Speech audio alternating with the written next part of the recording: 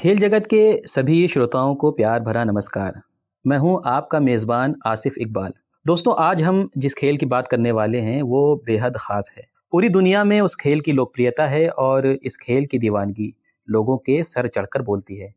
जी हाँ, आज बात फुटबॉल की हो रही है। हमारे देश में इस खेल की वर्तमान स्थिति क्या है, ये बताने के लिए हमारे स्टूडियो में एक अहम शख्सियत हैं जो वर्तमान में जिला फुटबॉल संघ के उपाध्यक्ष हैं और इस खेल पर बड़ी बारीक नज़र रखते हैं। विनय कुमार जी, आपका हमारे स्टूडियो में हार्दिक स्वागत है। धन्यवाद आसिफ भाई। विनय जी, अभी कुछ दिनों पहले ही खालिद जमील जी को भारतीय फुटबॉल टीम का कोच बनाया गया है। इस फैसले को आप किस नज़र से देख रहे हैं? मुझे ऐसा लगता है कि ये एक बहुत अच्छा फैसला लिया गया है जिसकी की आवश्यकता भारतीय फुटबॉल को काफ़ी दिनों से थी।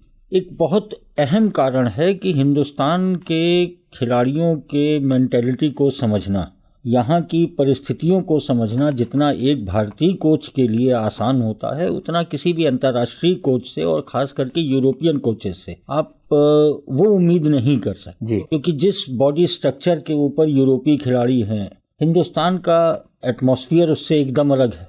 यहाँ खिलाड़ियों की मानसिकता को समझना किसी भी एक भारतीय कोच के लिए ज़्यादा आसान है, ऐसा मेरा मानना है। पिछले 13 वर्षों में खालिद जमील पहले ऐसे भारतीय हैं जो इस पद पर नियुक्त हुए हैं। उनसे पहले विदेशी कोच थे। क्या विदेशी खिलाड़ियों को जब कोच बनाया जाता है तो वो टीम का मैनेजमेंट ज़्यादा अच्छा करते हैं? क्या विदेशी कोच कुछ बेहतर कोच साबित होते हैं?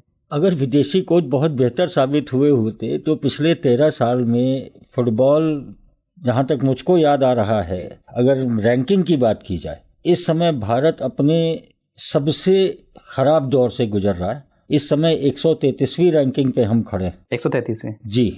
और आज तक की वर्स्ट रैंकिंग, जो सबसे खराब रैंकिंग भारत की है, वो 135 है। अच्छा। और 1994, 95, 96 का वो दौर था कि जिस समय भारत 100 के अंदर रहा करता था। 94 रैंकिंग आज तक की सर्वश्रेष्ठ रैंकिंग है जो भारत ने फीफा रैंकिंग में हासिल की।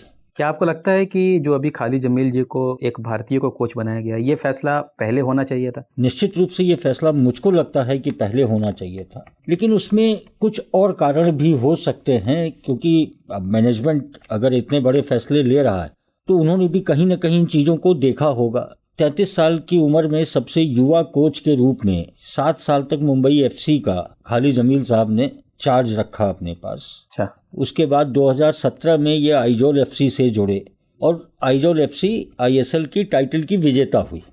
उसके पहले आइजोल एफसी का कोई ऐसा बहुत रिमार्केबल परफॉर्मेंस नहीं था। आज जमशेदपुर एफसी के कोच हैं और पिछले 3 या 4 टूर्नामेंट्स में जमशेदपुर एफसी का बहुत ही पुअर परफॉर्मेंस था। और इस बार खालिद जमील के जुड़ने के बाद वो 5वें नंबर पे आईएसएल में उसने क्लोज किया है टूर्नामेंट। तो कहीं ना कहीं खालिद जमील ने अपने आप को हिंदुस्तान की फुटबॉल में, हिंदुस्तानी खिलाड़ियों में प्रूव किया। तो इसलिए ऐसा लगता है कि ये फैसला साल 2 साल पहले होता तो शायद भारतीय फुटबॉल को और ज़्यादा बेहतर परफॉर्मेंस देखने को मिलता। अभी आपने कहा कि फीफा में जो भारतीय टीम की रैंकिंग है वो सबसे ख़राब दौर से गुजर रही है भारतीय टीम, और 133वीं रैंकिंग है। तो इसके कारण क्या हो सकते हैं जो हमारी टीम इस हालत तक पहुंच गई है? इसके ऊपर टिप्पणी करना तो फिर बहुत से डीप रूट्स में जाना होगा, क्योंकि चीज़ें एक दिन में ख़राब नहीं होती। सुनील छेत्री ने जिस समय रिटायरमेंट लिया और फिर वापस दोबारा उसको इंडिया टीम में आना पड़ा 42 साल 40 साल की उम्र में, तो आप सोच सकते हैं कि हमारा प्रोग्राम कितना डिले चल रहा था कि उस चीज़ को हम सोच ही नहीं पाए कि उसके पैरेलल हमको और खिलाड़ी भी पैदा करने चाहिए। तो ये समस्या एक ऐसी समस्या है जिस चीज़ के लिए टॉप मैनेजमेंट को पहले से तैयारी करनी पड़ती है कि हमारी बी प्लान हमेशा तैयार रहे। अगर कोई खिलाड़ी हमारा चोटिल होने जा रहा है, रिटायर होने जा रहा है, तो उसके लिए हमारे पास पीछे से पौध तैयार होनी चाहिए। विनय जी, अभी हमारी फुटबॉल टीम की वर्तमान स्थिति क्या है? नए कोच को आने के बाद मुझे ये लगता है कि कम से कम हमको 1 साल का समय उनको देना चाहिए इस पूरी टीम को वापस अपने हिसाब से खड़ा करने के लिए। और अब 133 से बुरा क्या ही हो सकता है? हम अच्छे की ही उम्मीद करेंगे। तो अब तो हम अच्छे की ही उम्मीद कर सकते हैं। अविनाश जी, क्रिकेट में हम देखते हैं कि जो हमारी महिला टीम है वो काफ़ी संतुलित है और काफ़ी अच्छी टीम है। फुटबॉल की बात करें तो महिला खिलाड़ियों का रुझान जो है इस खेल में कैसा है, उनका प्रदर्शन कैसा है फुटबॉल में? अगर पिछले 4-5 सालों की बात की जाए तो निश्चित रूप से महिलाओं के वर्ग में भारतीय फुटबॉल ने एक अच्छा काम किया है। आज हम 63वीं रैंकिंग पे खड़े हैं पूरे विश्व। क्या बात है जी। और दूसरा, शायद आपकी जानकारी में हो कि अभी भारतीय अंडर 20 टीम जो है, इसने एशियन फुटबॉल चैंपियनशिप के लिए 20 सालों के बाद क्वालिफाई किया है। अपने ग्रुप में क्वालिफायर राउंड में ग्रुप डी में थी भारतीय टीम और अच्छा परफॉर्म करते हुए म्यांमार को 1-0 से हराया, इंडोनेशिया जैसी टीम के साथ 0-0 ड्रॉ खेला और तुर्कमेनिस्तान को 7-0 से हरा करके अपने ग्रुप में शीर्ष स्थान प्राप्त किया। और 20 साल बाद ये उपलब्धि भारतीय फुटबॉल में महिलाओं को प्राप्त हुई है। तो मुझे ऐसा लगता है कि आने वाला समय भारतीय महिलाओं के लिए एक स्वर्णिम दौर होने जा रहा है। चलिए, हम उम्मीद करेंगे और ये प्रार्थना भी करेंगे कि हमारी महिला टीम इससे भी ऊपर जाए। निश्चित रूप से। तो विनय जी, देश में फुटबॉल को प्रमोट करने के लिए ग्रास रूट लेवल पर खिलाड़ियों को तैयार करने के लिए आपकी नज़र में क्या क्या किया जा सकता है?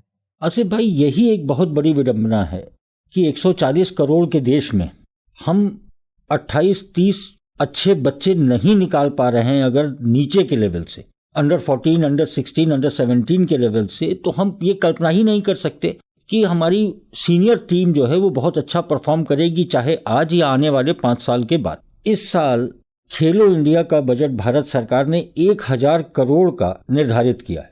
इसमें ग्रास रूट लेवल पे जितना फंड्स खर्चा करना चाहिए सरकार को टूर्नामेंट कराने के या कॉरपोरेट कल्चर के भव्य उद्घाटन समारोह और भव्य समापन समारोह के ऊपर जो खर्चे हैं, अगर इस पैसे को ग्रास रूट लेवल पे डाला जाए। नॉर्थ ईस्ट हमारा बहुत फर्टाइल एरिया है, केरल हमारा बहुत फर्टाइल एरिया है, अंडमान हमारा बहुत फर्टाइल एरिया है। एक जमाना है कि गोवा फुटबॉल की नर्सरी के रूप में स्थापित हो गया था। अगर ग्रास रूट लेवल पे यहाँ काम किया जाए, 12 साल से नीचे के बच्चे, 10 साल से नीचे के बच्चे, प्रतिभा खोज जैसी चीजें अगर की जाएं तो समय लगेगा, लेकिन आने वाले 5 साल और 10 साल के बाद आप इसका रिजल्ट देखेंगे कि भारतीय फुटबॉल भी एक स्तर के ऊपर दिखना चालू करेगा। विनय जी, जो घरेलू प्रतियोगिताएं देश में होती हैं जैसे ISL है, तो इनकी वर्तमान में क्या स्थिति है? अब बड़ी बुरी स्थिति है आसिफ भाई। आज कहते हुए शर्म आ रही है कि ISL का भविष्य इस समय अनिश्चितता के दौर से गुजर रहा है। सुप्रीम कोर्ट में पिटीशन पड़ी हुई है। भारतीय फुटबॉल संघ और ISL को जो आपस का अनुबंध है, उन अनुबंधों को लेकर कुछ समस्याएं हैं, कुछ टेक्निकल दिक्कतें हैं, जिसकी वजह से ISL का भविष्य ही अनिश्चितता के दौर में चला गया। तो विनय जी, आगे आने वाले समय में, भविष्य में आप किस दिशा में देख रहे हैं कि हमारा भारतीय फुटबॉल जो है हमारे देश में, वो किस दिशा में जा रहा है? आसिफ भाई, बताते हुए ये अच्छा लग रहा है कि फीफा ने अपने स्तर से भारतीय फुटबॉल संघ के साथ, ऑल इंडिया फुटबॉल फेडरेशन के साथ मिल करके, और जिस तरीके से हॉकी में उड़ीसा सरकार ने एक तरीके से भारतीय हॉकी को प्रायोजित कर रखा है। ये आपकी जानकारी में अगर नहीं हो तो मैं बता दूं कि दिलीप तिर्की साहब के आने के बाद से भारतीय हॉकी को उड़ीसा ने एक तरीके से अपना राज्य में प्रोत्साहित करने के लिए पूरी तरीके से टीम इंडिया को अपना सेंटर दे रखा है। तेलंगाना गवर्नमेंट ने इसी तरीके से फीफा और ऑल इंडिया फुटबॉल फेडरेशन के साथ मिल करके उनका गाची बावली स्टेडियम है हैदराबाद में, वहाँ पे 60 बच्चों के, महिलाओं के और पुरुषों के एक प्रतिभा खोज